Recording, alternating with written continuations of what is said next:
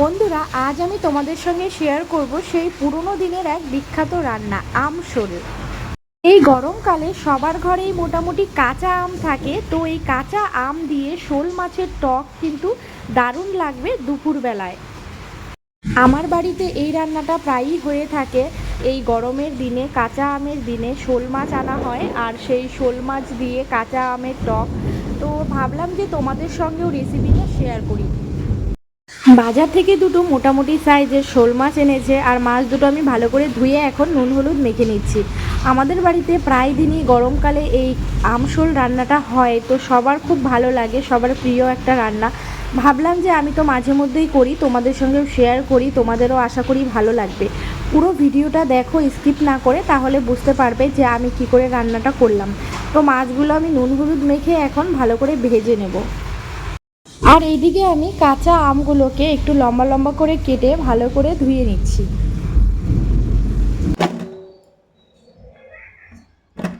আর মাছগুলোকে এপাশ ওপাশ করে ভালো করে ভেজে নেব। মাছ ভাজা হয়ে যাওয়ার পরে মাছ ভাজার ওই কড়াইতেই ফোড়ন দিয়ে দেব 4টে শুকনো লঙ্কা, 5 ফোড়ন, আর হচ্ছে কালো সর্ষে। ভালো করে একটু ফোড়নটা ফুটতে দেব। ফোড়নটা হয়ে গেলে তারপরে দিয়ে দিচ্ছি কাঁচা আমগুলো, যেগুলো আমি একটু আগে কেটে ধুয়ে রেখেছিলাম লম্বা লম্বা করে, এইভাবে আমগুলো কেটে তারপরে দিয়ে একটু নাড়াচাড়া করে নেব।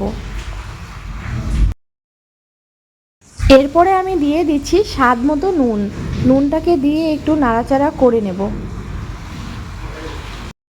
এরপরে একটা পাত্রে হলুদ গুঁড়ো, ধনে গুঁড়ো, জিরে গুঁড়ো আর লঙ্কা গুঁড়ো নিয়ে তার মধ্যে খানিকটা জল দিয়ে চামচ দিয়ে করে ভালো করে মিলিয়ে তারপরে কিছুক্ষণ ভিজিয়ে রেখে দিতে হবে।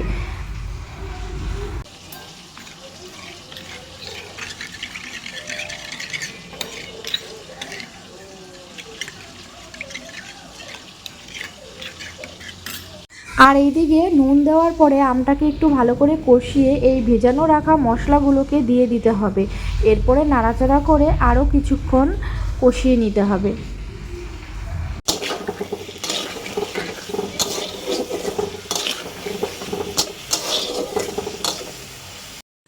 ভালো করে একটু কষিয়ে তারপরে একটু ঢাকা দিয়ে দিতে হবে।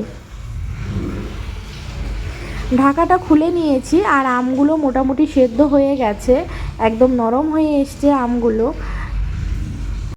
এরপরে একটু নাড়াচাড়া করে এর মধ্যে আমি দিয়ে দেব কাঁচা লঙ্কা চেরা। তো কাঁচা আম যেহেতু, আর এর মধ্যে কাঁচা লঙ্কার ফ্লেভার, মানে কাঁচা আম আর কাঁচা লঙ্কার ফ্লেভারটা কিন্তু দারুণ হবে। তো সেই কারণে আমি দিয়ে দিলাম 4টে কাঁচা লঙ্কা চিড়ে। আর এরপরে দিয়ে দেব স্বাদ মতো চিনি। চিনিটা অবশ্যই একটু দিতেই হবে, স্বাদ অনুযায়ী দেবে তোমরা, তোমাদের টক ঝাল মিষ্টি এরকম একটা ফ্লেভার আসবে, দারুণ লাগবে। তো আমি আমার স্বাদ অনুযায়ী চিনি দিয়ে দিলাম। এরপরে আরও একটু কষিয়ে নেব। এরপরে দিয়ে দিচ্ছি সর্ষে বাটা। আমি এখানে কালো সর্ষে বাটা দিয়ে দিচ্ছি।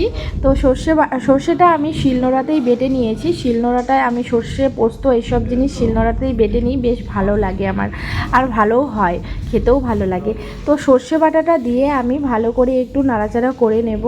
তো আমটাও গলে গেছে আর কাঁচা লঙ্কাটাও একটু সেদ্ধ হয়ে গেছে। এরপরে সর্ষে দিয়ে ভালো করে নাড়িয়ে তারপরে দিয়ে দেবো হলো পোস্ত বাটা। তোমরা চাইলে পোস্ত বাটা এখানে নাও দিতে পারো, আমি কিন্তু আমশোল যখনই রান্না করি এই পোস্ত বাটাটা দিই, তো বেশ ভালো লাগে। তো না দিলেও হয়। আর পোস্ত বাটাটা দিয়ে আমি বাটিটাও একটু ধুয়ে জল দিয়ে দিলাম। এরপরে আরও একটু নাড়াচাড়া করে নেব। সমস্ত মশলার কাজ এখানে শেষ, সব মশলা দিয়ে ভালো করে কষিয়ে নিয়েছি, আমটাও গলে গিয়ে গ্রেভিটা ঘন হয়ে গিয়েছে। এরপরে আমি আন্দাজ মতো জল দিয়ে দেব। জলটা দেওয়ার পরে যখন ফুটে উঠবে তখন মাছগুলো দিয়ে দেব। ভাজা মাছগুলো দিয়ে দেওয়ার পরে ভালো করে ফুটিয়ে নিলেই রেডি আমশোল। তো এই রেসিপিটা তোমাদের কেমন লাগলো অবশ্যই কমেন্ট করে জানিও, ভালো লাগলে লাইক করে দিও, আর অবশ্যই বাড়িতে একবার এই রেসিপিটা করে দেখো, আশা করি ভালোই লাগবে। আর যারা এখনও আমাকে ফলো করনি, সাবস্ক্রাইব করনি, যারা ইউটিউব থেকে দেখছো সাবস্ক্রাইব করে দিও, আর যারা ফেসবুক থেকে দেখছো তারা একটু ফলো করে দিও। দেখা হবে নতুন কোনো ভিডিওতে। সবাই ভালো থেকো, সুস্থ থেকো।